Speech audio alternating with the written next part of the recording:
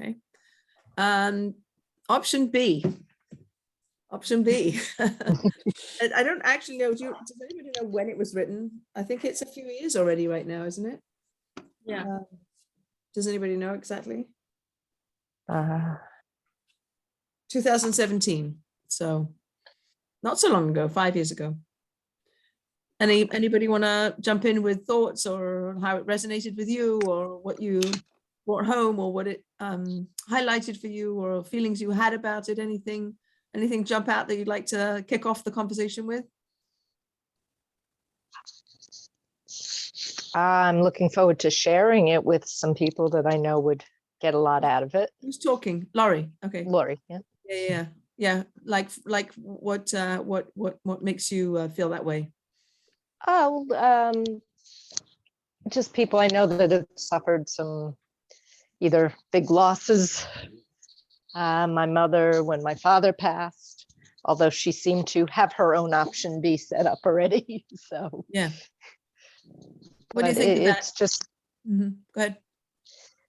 I just think it is good to have that attitude, to remember that, you have to grieve, but you also have to take into consideration life, that the plan, which you had planned for life, isn't always the way life is going to go. And of course, losing your life partner is a big one there. Yeah. Yeah. What do you think of the title?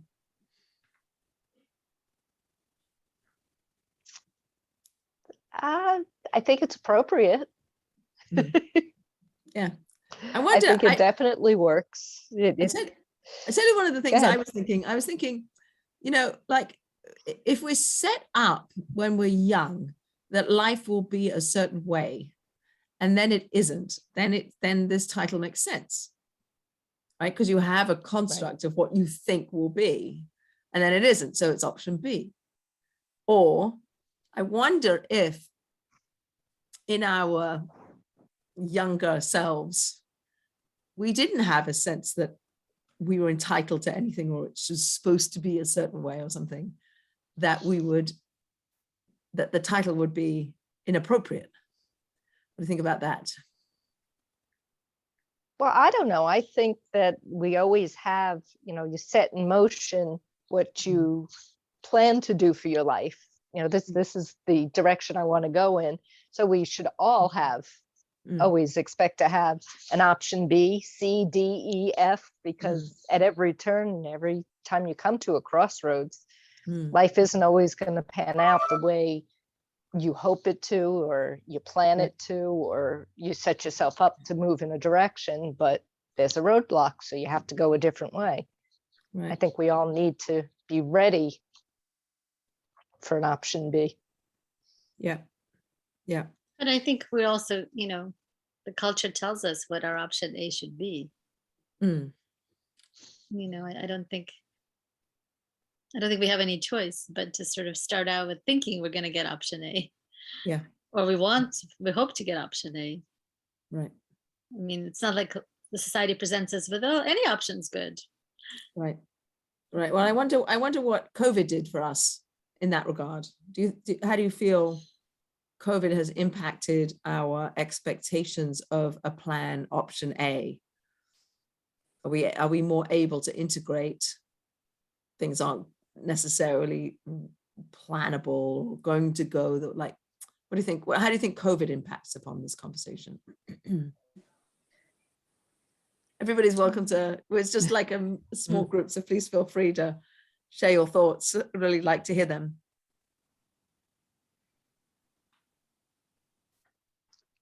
Well, I think things had to change so drastically for COVID. Things shut down. You couldn't be with your loved ones. My mother was in assisted living, and I used to take her out 2 or 3, sometimes 4 days a week, and it just came to a screeching halt.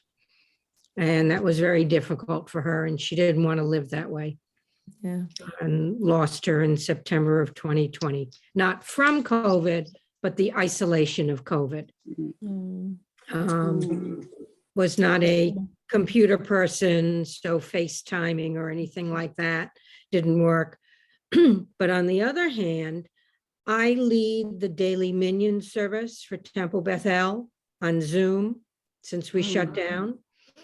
We tried to go back in person plus Zoom last July and August. Things were better, and we tried going back in the chapel, and I'd be alone in the chapel and 16, 18 people on Zoom. And I'm not just talking across the country, I'm talking people around the corner from the temple didn't come in. But we've had people on Zoom from 14 different states in DC. Someone, a brother, sister, the sisters in Seattle, the brothers in DC, lost their father recently. They were able to worship together for the 15-minute service. People who are not members of the congregation were looking for a daily minion, and they have searched and found us and asked permission to join. And woman from Alabama, someone from New York who was so thrilled to have been included. Her mother died, and then 7 months later on Rosh Hashanah evening, her grandfather died, and she was with us almost every night.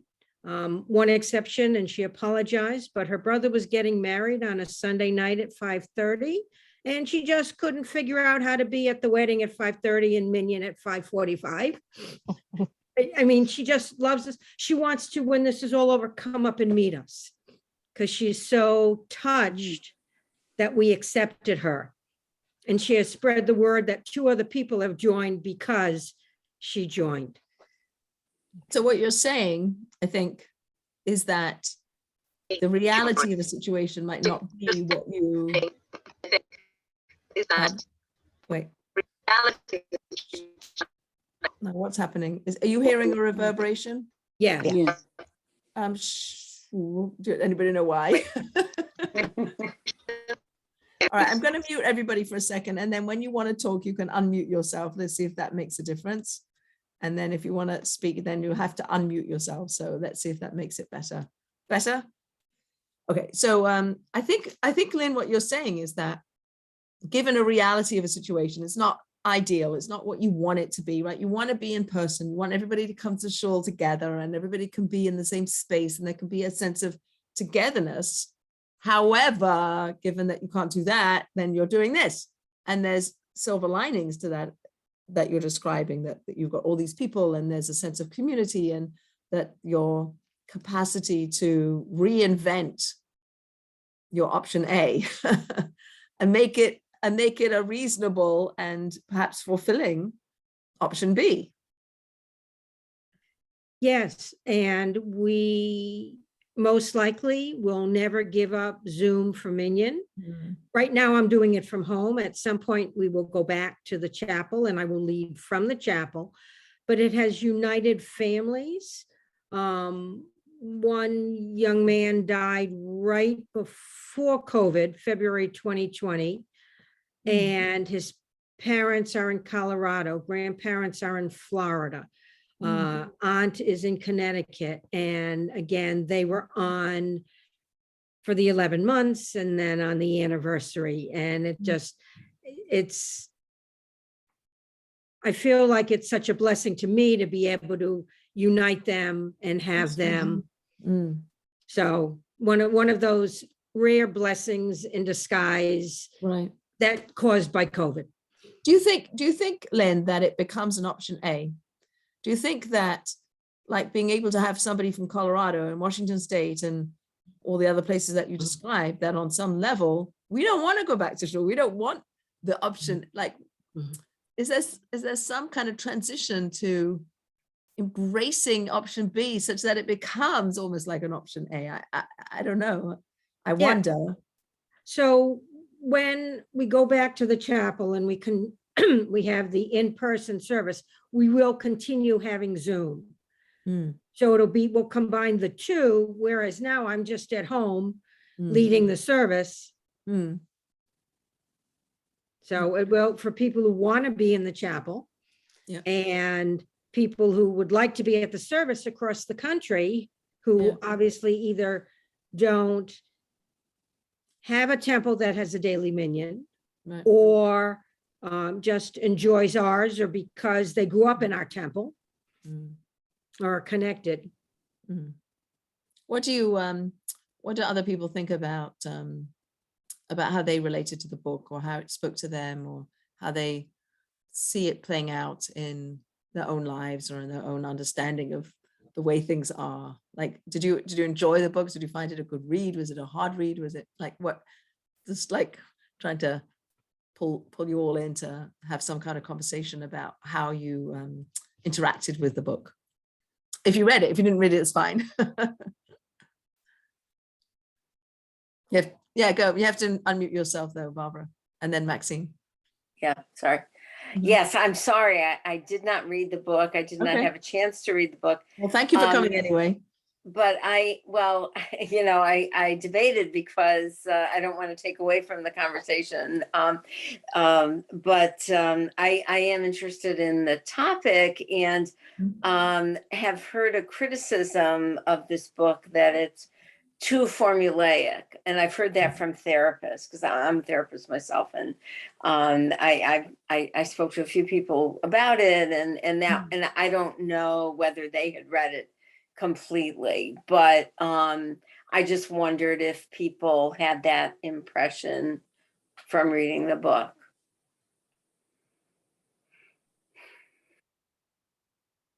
I didn't. I mean, I heard her pain, and I heard her kind of rallying to keep moving forward and trying to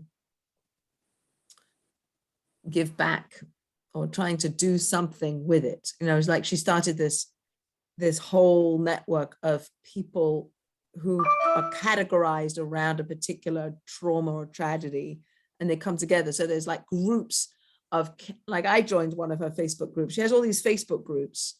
You know, you lost a spouse, you lost a child, you lost a parent at a young age. She has all these sort of micro communities of people. You have cancer, somebody else has cancer, et cetera, and she created all these micro communities of people who are sharing. And I was on one of those Facebook pages, and it was too much. It was like so much every day. There was like all these people posting their tragedies, and it was overwhelming. I had to take myself out of it because it was too much to listen. Like it's enough in the people that you actually know than to deal with all these people you don't know. But I thought, you know, if it gives a sense of community and comfort and community to people who are, you know, feeling and suffering a similar kind of experience, then that's a good thing. I thought that was a good thing. And I think she describes her pain very eloquently. Like, there was a huge loss to lose her husband so suddenly. She had these 2 kids, and what people said, and how she managed to function, and how she was more in tune with her own grieving process and other people's grieving process and other people's traumas in life. And it kind of like opened up her heart in a way that only that could do, I guess. So she doesn't prescribe a method for dealing with it, because that was my impression when the criticism was that it was formulaic. It was kind of, well, you know, it had a recommended approach, which may or may not be appropriate for everyone. Yeah, so I'll confess that I read it a while ago. So, but I don't. Okay, and I'm really just guessing here too. Yeah. I haven't read It's worth it, a read so. though, Barbara. If you have like an afternoon, it's a quick read. It's a quick read. It is, yeah. Maxine, what did you want to say, love? Okay, first, when I first started reading it, I read 1 or 2 pages, and it really scared the daylights out of me, because, you know, don't forget, my husband is living. We're together, so it made me think, and I really didn't want to go there. So I closed the book and I walked away, and then I came back and I said, now wait, they were all different. I've had different losses. That's not the only way. So then I recalled that when I was 21, my dad passed away, and I grieved differently than I grieved for my mother, who passed away when she was 96. And it always bothered me. Why did I grieve differently? Because I always, in my mind, equal time for equal.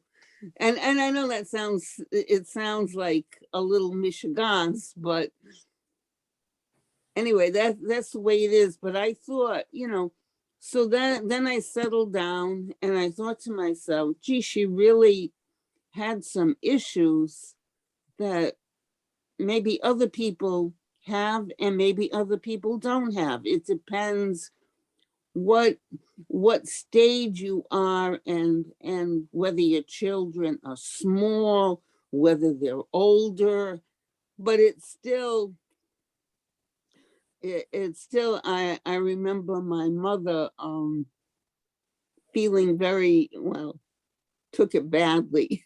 Let's put it that way. And so this book gave me an understanding of what she went through.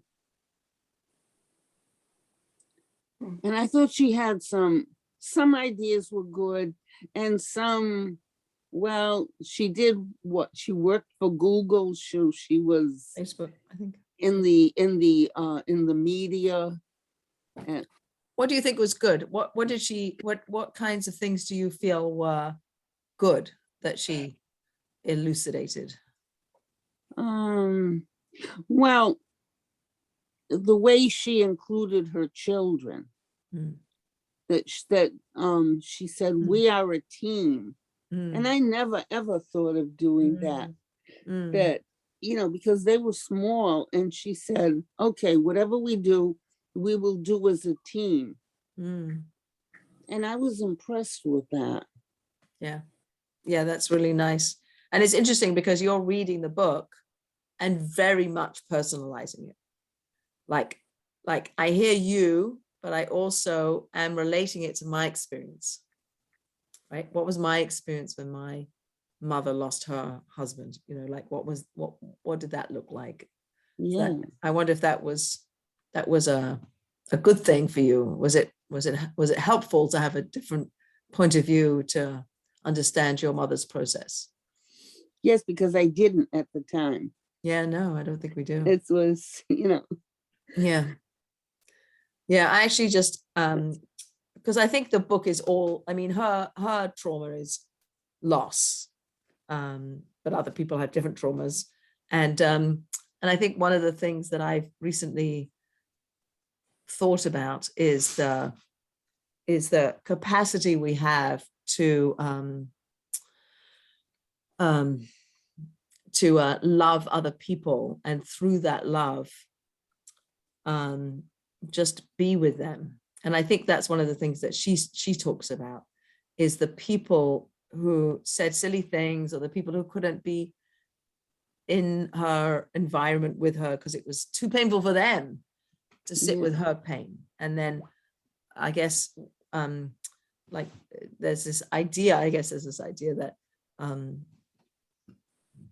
like how it is that other people can sit with somebody else who's really grieving and who's really traumatized or really in pain, and what the other person does when they show up and how they show up.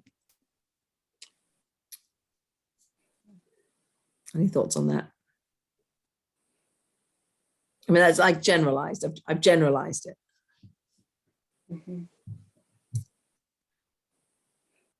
I think it really does take special skill and a special level of patience to sit with someone who's suffering, whether it's a trauma or a loss, and not to interject into the conversation your own thoughts, but to be there for that person and be focused on them and where they're coming from.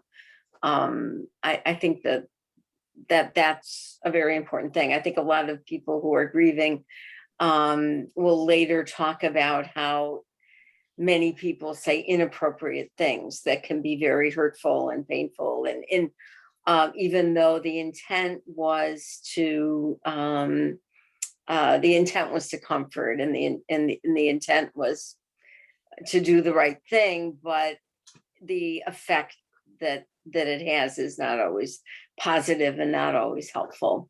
And sometimes the best thing to say is nothing, just to be there for the person, and that's difficult to do.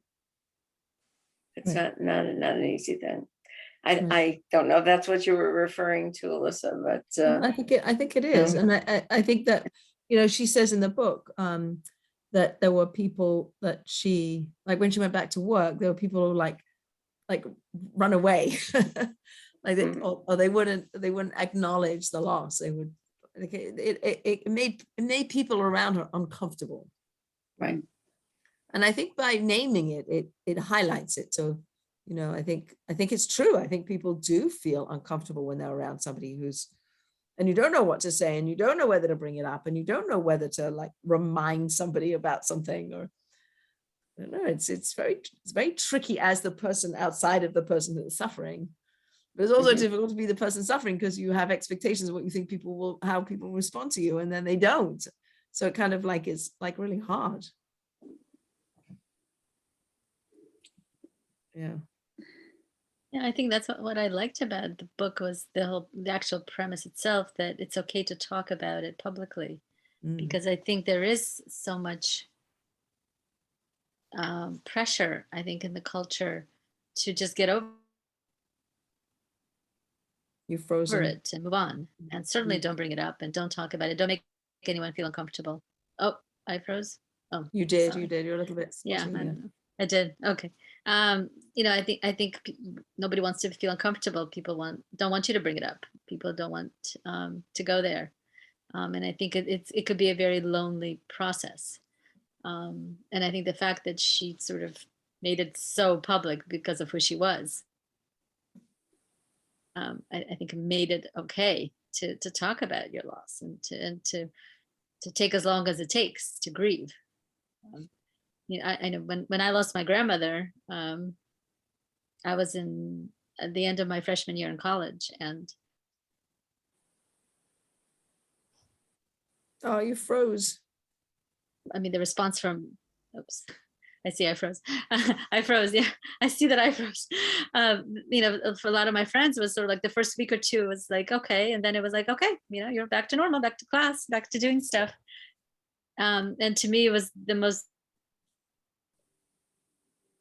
devastating loss of my life. I mean, my grandmother was like my mother to me. Do I keep freezing? I don't know. Maybe you could go nearer to your modem. Better. I'm right here. All right. Okay. Never mind then. So sorry.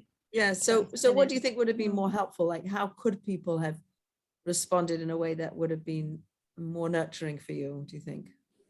Like, because we're trying to learn how to be that person that does the right thing versus the person who does the wrong thing. I mean, I think our culture sort of doesn't support people having big uncomfortable feelings around. I don't think it's just about loss. I mean, it's about loss, but it's about any other trauma, right? I don't think we're comfortable with these big uncomfortable feelings. We don't want that around us. We want to say, we have in our culture, it's, hi, how are you? You're good, right? Like we're already answering the question. It's not like, how are you? How are you really? Like, we want to know how you really are. No, we don't really want to know how you really are. We just want to know you're okay. Or we're assuming you're okay. Or we don't really want to hear that you're that okay. Right. So I think there's a lot of cultural assumptions that need to be challenged. And I think she's sort of challenging them in a way. Right. And it's fascinating because it's not like we don't all suffer something somewhere along the line. Like, we're all not okay on some level, right? I mean, we're all carrying some amount of pain, maybe some more than others, but you don't go through life without some kind of pain. So it's fascinating that we have a society that won't acknowledge it, or can't acknowledge it, or can't talk about it, or says we're all experiencing it. So like, hello, what is it? Is it an incapacity to, I don't know, What do you think? Well, I know the book also made a point of saying it's okay to not always be okay. Right. And even though people around you may not acknowledge it, don't feel bad if you're not feeling what they think you should be feeling. Right. And it dealt also with other issues. It wasn't just the death of her husband. She did go on to talk about people who suffered other kind of losses, like the loss of a career path that she was so set on, was sure was going, one woman was going on a direction and doing so much with her life, and then it all fell apart, her career, her marriage. But she was able to, by following the same kind of steps, get through it and find her way, work her way, her option B to find love again and a new career path, doing more or less, you know, the same kind of good she was doing prior, but in a different location with a different person backing her. So it was just a way. I think the book helps you realize that when what you think is perfect and is working, when it falls apart, it doesn't mean that you still can't go on and do what you wanted to do, or, you know, be successful and help other people. You can still do all that. You just have to be willing to allow yourself the time to heal and find the new direction to get you to your ending point, to what it is you want. And I definitely identify with that again, because I find myself out of work again. Oh, really? So I am in the process of looking, but I'm not looking at it as something devastating. It's just going to be my next step to a new direction. So, you know, then that's how it is. It was a little, and the funny thing is, the last time it was something I expected. This time it came along unexpected, but I'm better prepared to handle it. And in reading this you've built some resilience, have you? You feel like you're more resilient? Well, because I know it's not the end of the world. Life is still going to go on, and I'm still going to find a way to support myself and, you know, my family, and I have the backing of my family. You know, they're willing to pitch in and help me where they can. So, and I think this book more or less was saying all of that, that's you just have to look for your option B if you don't already have an option B in the wings. You know, growing up, my mother always told me, hope for the best, but prepare for the worst. So we always kind of in the back of our minds always had option B, because we always knew that something could go wrong and we're going to have to find another way to go on. Yeah. So I definitely identified with this book. Yeah. So it was speaking to you, really was speaking to you. Absolutely. Amazing. Hi, Myra. Welcome. We're a little bit, we're like circling around different topics of the book. Yeah. And so Laurie was saying that like she really felt the book spoke to her, that through different experiences she's had in her life, that this book kind of described for her, perhaps correct me if I'm wrong, Laurie, that your experiences over the course of, I guess, your life have led you to kind of a little bit roll with the punches, maybe, or exactly like ride the waves. I like to call it ride the waves. Ride the waves, right? And starting with your upbringing, you know, your like that. Now, I think that's one of the things that, you know, we were talking about earlier, is how much your I want to use the word chinuch, how much your education growing up, how your parents, like I heard a story about these people whose house burnt down, and they called their mother, and the mother said, "How are you doing?" And they went, "Oh, everything's fine." It's like, you know, how was the Sabbath? Oh, it was fine, you know, and the children are in the room listening to this conversation, and then the father said, "Well, you know, we just want to let you know, like, our house burnt down." But you know, but it's an interesting, like, whether that actually happened or not, it's irrelevant. It's really like teaching at an early age, right? Well, you know, we're all alive, we're all good, you know, like she said in the book, it could have been, he could have had the heart attack when he was driving with the children. Like it's a reframe, and so the house burnt down. So, we're alive, we're good. We've, I don't know, like how many people can actually do that, but something to aspire to. Was the author Jewish? Yeah. Yes. Yeah. she is. Yeah. Okay. Sheryl I was gonna- Sandberg. Yeah. Okay, Yeah. because it seems as though, when you look at Jewish history, the Jews have survived because they always found an option B. That's true. And I think that we all kind of have that somehow communicated, as you said. I think Lori is your name. You said your parents instilled that in you, that you hope for the best and prepare for the worst. And yeah, I think that's that was featured in the messages that I learned from my family, for sure. Yeah. Myra, do you have any thoughts? Or I don't want to put you on the spot, but I wondered, did you have a chance to read the book? Do you have anything you'd like to share? I did read the book. A couple of things struck me. Some of it is her innate resilience came through. And after she found her husband down on the floor, and the next day she says, I didn't have a choice. I had to get up. I had to do stuff. That's particular to her. That is not universal around the human condition. Having had the privilege of provided therapy support as a social worker for many who did not have the wherewithal to get up the next day. And so that truly was her foundation, was her personal sense of resilience.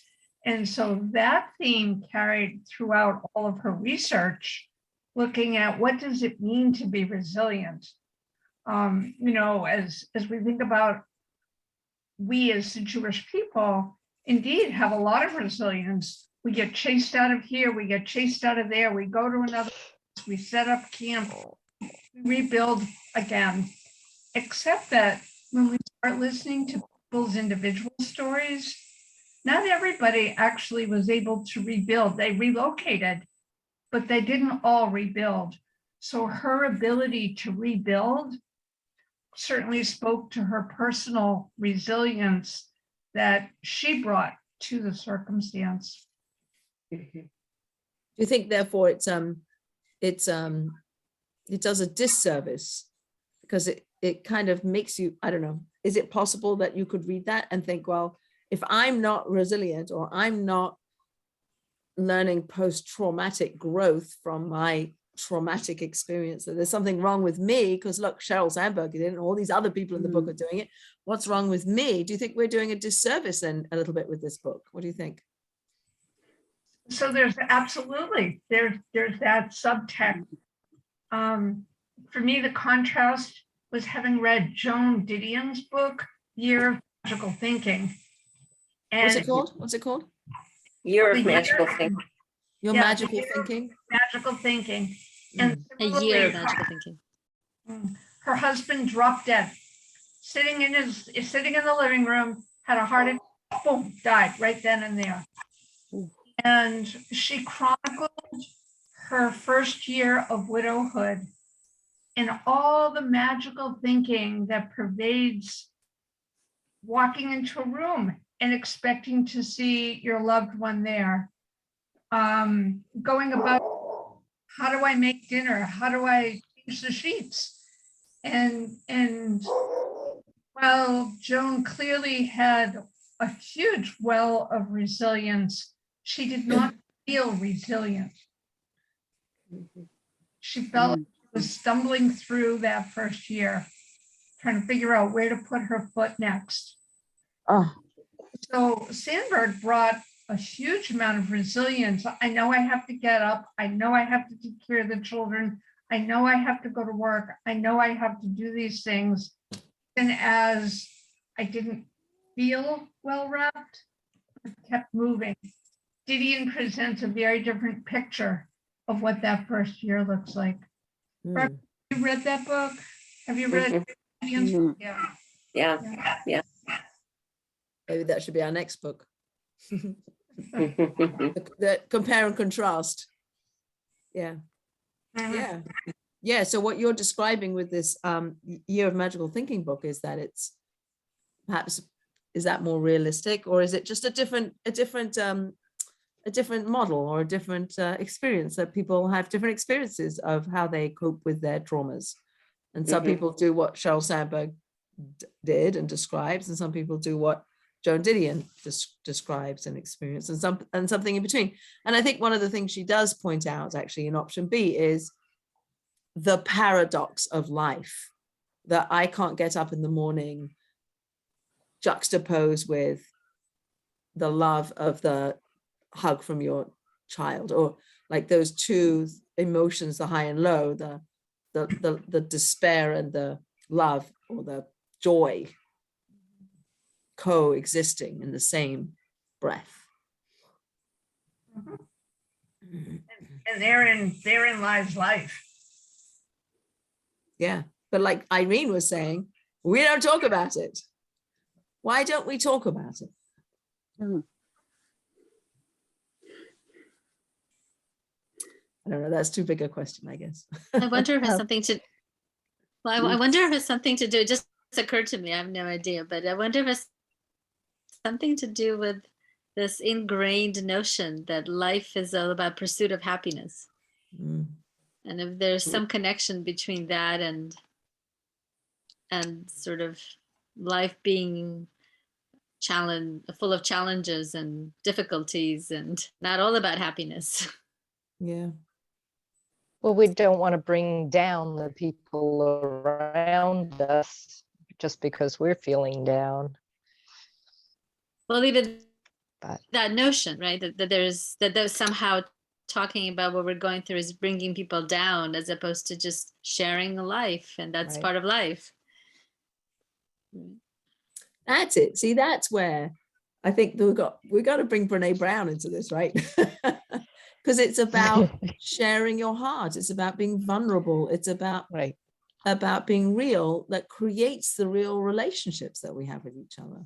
So if we're all like, everything's great and nothing's never not great, then I think we miss out on sharing or learning about ourselves and sharing that with other people. Absolutely. Or them sharing it with us, or being able to, I don't know, something like that. So there was a Rebbitzin who lived here and she died a few years ago. It's actually her yacht site on Monday night, Laurie and Tichia. Yeah. And so it's her yacht site on Sunday night, Monday. And so I texted her children because I couldn't remember exactly when her yacht site was. And she was 42 when she died. And she left 7 children and a very bereaved husband. And but these children are so I guess traumatized and are still living in the wake of that. And some of the things that I think about, or some of the things I hear, or some of the things we read about. So I just texted them and I said, I'm thinking about your mother today. Or when's your mom's yacht site? I think it's now. Like, did I miss it? When is it? But it's really nice to just kind of reach out and touch people. Like, I'm thinking about you. I love you. And like, I want to talk to them more about it. But you need to kind of create that safety and like be in relationship to them. I don't know. There's something that I want to learn about how to be in relationship, like with different kinds of relationships you have with different people as they grieve and how they are with their lives. I think it's really hard for those kids to not feel angry at God, right? So Sheryl Sandberg doesn't talk about God, but those kids, like they were robbed of their mother and they don't have a mother that go through their life with. It's really sad. It's really sad. I'm really sad for them. I think it was harder on them too, the older ones, to have seen her suffer, to go through what she went through leading up to it. But I wonder, But Cheryl Sandler doesn't talk about God at all. Like I think about God, like yeah, I bring the God piece into some of the stuff that happens to us. Like we don't know why this stuff happens, but I think she left it out on purpose to be more widely accepted, you know, to have it have more of a wider appeal, or, you know, people who aren't as close to God, because she does talk about some things that she almost skirts on it at some points, but I think she deliberately might have left that piece out. Did anybody else feel like it was missing, or not really? I wasn't looking for that particularly. It, you know, again, resilience and how do you pick yourself up was the kind of the overarching theme. Her personal belief in a higher power, or God, whatever you would like to use, didn't seem to play into her personal recovery. Right. So Myra, I'm going to ask a question that Barbara asked before you came on, and Barbara hasn't yet read the book, but when she was talking to people who had read the book, that their reflection on the book was that it's very formulaic and that it was a little too much that way. Did you feel that way? Ah, look, you're nodding. And Maxine also. So perhaps you could share with us your, like, how would you respond to Barbara?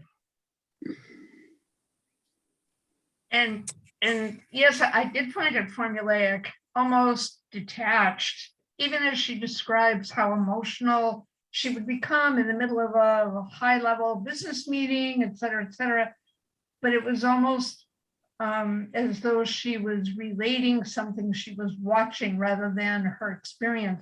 And I guess for me, that was the contrast with Joan Didion's book, The Year of Magical Thinking. I was inside her grief. Very emotional book to read, but I was inside her grief. And so. Yeah, I read that book some years ago, but it left a lasting impression on me. And again, I haven't read the Option B book, so I can't really comment, but from what I'm hearing about it, it seems as though there was a kind of prescribed method for dealing with grief, which, as you said, Myra, can't apply to everyone. There are some who are just not able to do that. And I would think that they could come out of reading Option B feeling even worse about themselves, that they're a failure in this process, and that would not be helpful. Whereas with Joan Didion, there was no prescribed method. She was just explaining, this is my experience, and it was so personal and so moving, and there wasn't any distance between her and the subject. I mean, you're right, you were just immersed in it. And she wasn't saying this is how to do it or this is how not to do it. This is just how I did it and what I experienced. And yeah, it was very powerful. Excellent book. Well written too. You know, Sandberg brings in a lot of very well researched research. Somehow I'm thinking that while she's in the middle of a high-level meeting with all the Facebook people, she's not quoting research. She's sobbing her eyes out because she can't focus and concentrate. But that seems to get lost. Yeah. Research was wonderful. I mean, it was clearly well researched, and she had people in high places who were providing her with guidance and documentation around this is a good avenue to pursue and this is a good avenue to pursue. And she was taking in all of those recommendations,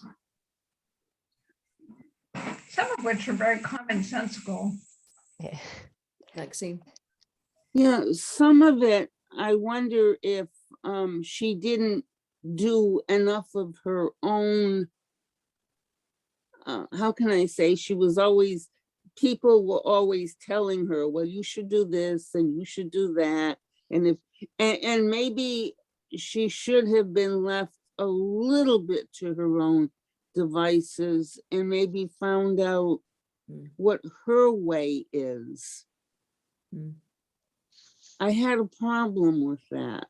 It was, you never felt that, I felt it was a little bit, I hate to use the word Hollywoody, but it's like too Silicon Valley to,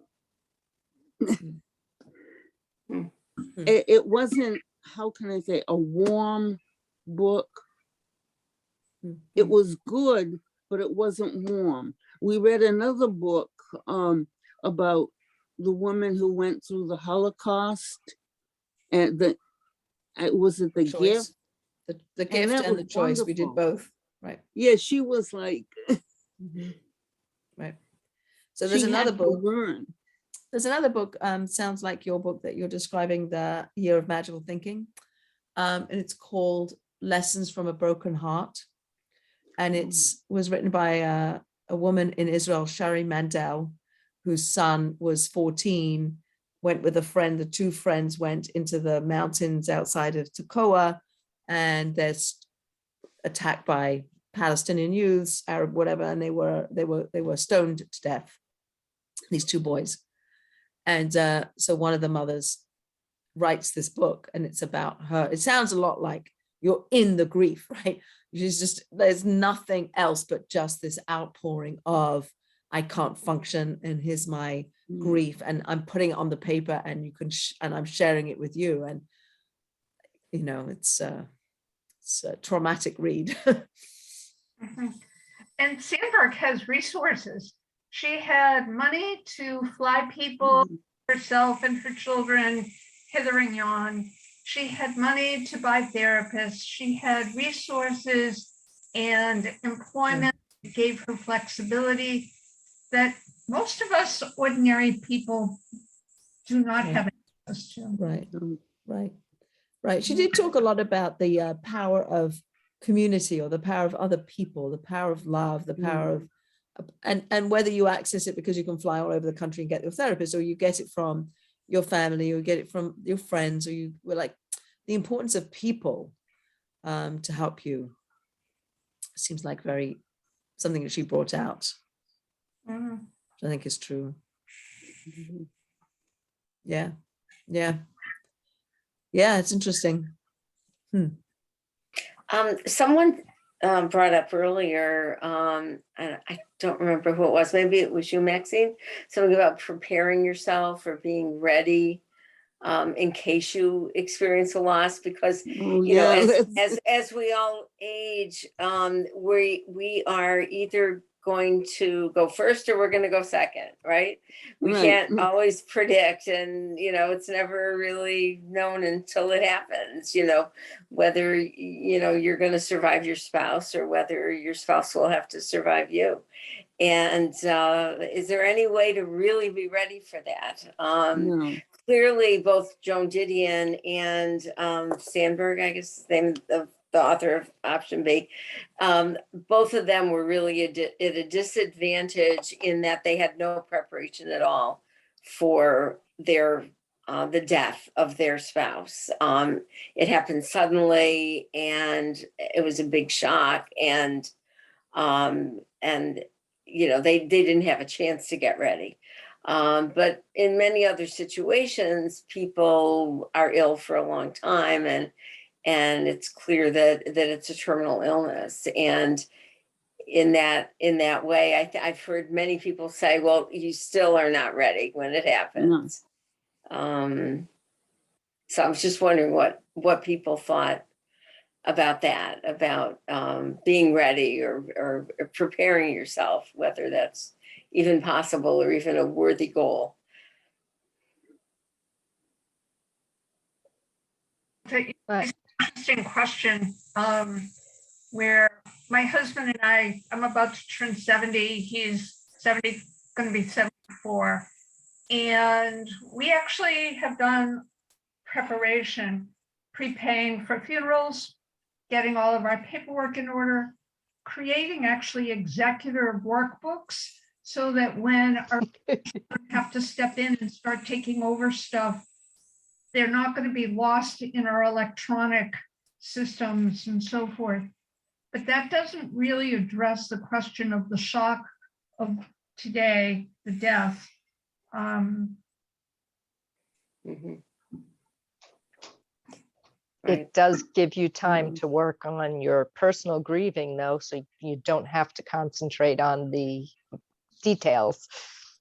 You don't have to, you don't have to worry about, oh my God, I have to plan the funeral, with that aside, it gives you time to spend on yourself, to get over that grief, or to work with that grief, work through that grief. So I think there is something to be said for being prepared that way. Mm. Mhm. That's how my parents did it. And I think it was beneficial for my mother to not have to be concentrating on those details. Everything was already pre-done. They had the executor book, so she just had to go to the book for the numbers that she needed to call, and less thinking and more time for the emotional. Well, good for you, Mara. That's color covered. I think we live in we live in hope, and even if somebody has a terminal illness, it seems like there's still hope. I'll go back to the Mrs. Shochet situation. She was dying. We all knew she was dying. We knew it. Her kids knew it. Our husband knew it. But when she actually died, we were like, not now, not now. So it hit everybody. So it's yes, like you don't want to actually face it. You don't face it. You can't face it. You don't want to face it. Whatever are those things that push you into this hope corner where you're just hoping and maybe things will turn around, and maybe if I pray harder, or maybe if there's another doctor, or I think there's a lot of humanity in that. The human condition is to be hopeful, and we want to feel hopeful, and we want to believe that things can be different and it can turn around. Somebody else had the same condition and they got better, and then so I think we do live like in that place of like shock when it actually happens. Irene. I have to jump off in a minute, but I think we kind of live with both, though. I think as children, right, we live in dread of losing our parents. I remember at one point sort of realizing, like, oh my God, my parents are going to die, or my grandmother's going to die. How will I live? I won't be able to live. So I think on one hand, we kind of, I think, live from an early age, right? Like we hear something happening and then we're scared, right? We can't go to sleep because some house got robbed. So it's going to come. Like, I think we try to, I think we constantly are living in the sense with always trying to be prepared. But at the same time, I think completely shocked when tragedy strikes. But I think it's sort of, we live, I think, in these two worlds in a way. Yeah.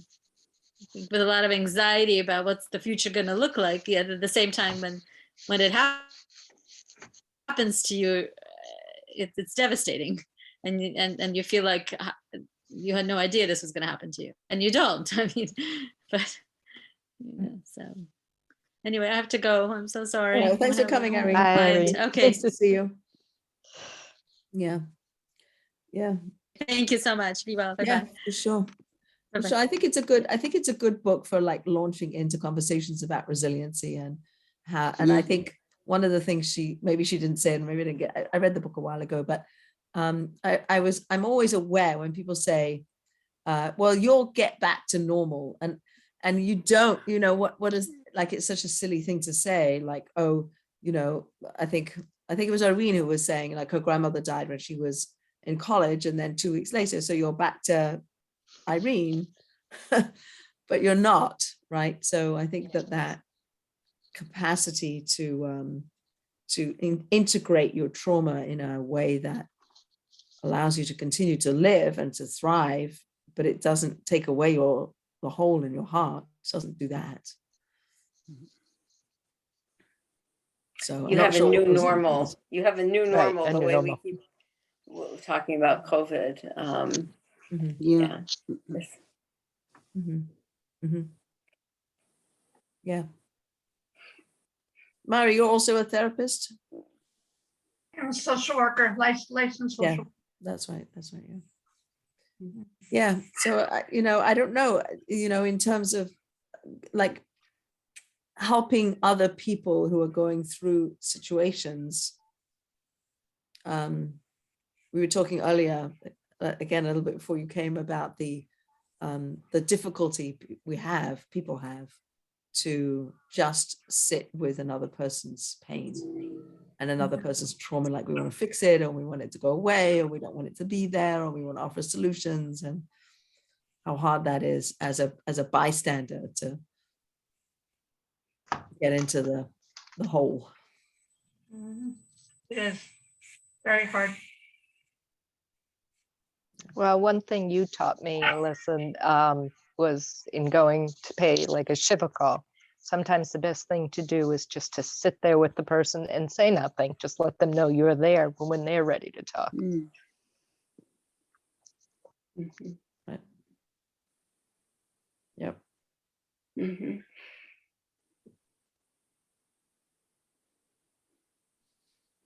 Any closing thoughts, anybody? Lynn, do you have anything else you'd like to add?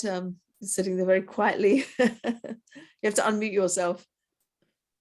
So I was actually curious, Alyssa, what prompted you to recommend this book for a book discussion? Yeah, so I'm looking for books that are gonna try to create conversations that are meaningful and like bring out people so we can learn who we all are and try to have those kinds of conversations.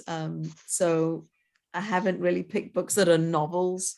I picked books that are like more about life experiences and how do we deal with experiences, how do we in relationship to other people, and how do we create friendships with each other and create intimate friendships with each other, and trying to connect women with each other. And so these are the books that I'm picking.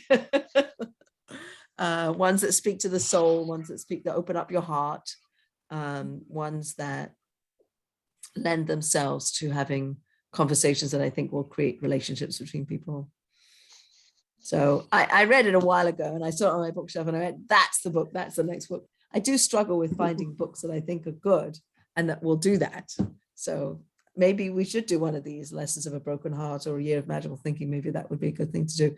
And even any other kind of programming, like I had to do like another panel. And I've done these panel conversations and they're wonderful. And people, like 3 or 4 people get up and they talk about their lives and they talk about how they are in the world. And it's like so interesting. And these women live around the corner, like they're the people that you bump into in the supermarket, and they've got all this like wealth of experience and capacity to share who they are, but we don't know because we just say, hi, how are you? Bye, see you. So I don't know quite. Looking for another, maybe it could be resiliency and how we thrive and survive. And I heard a quote, a really good quote. I'm not going to say it right. Oh, keep talking amongst yourselves because I want to get it right. Hold on, keep talking. Yeah, keep talking for a second.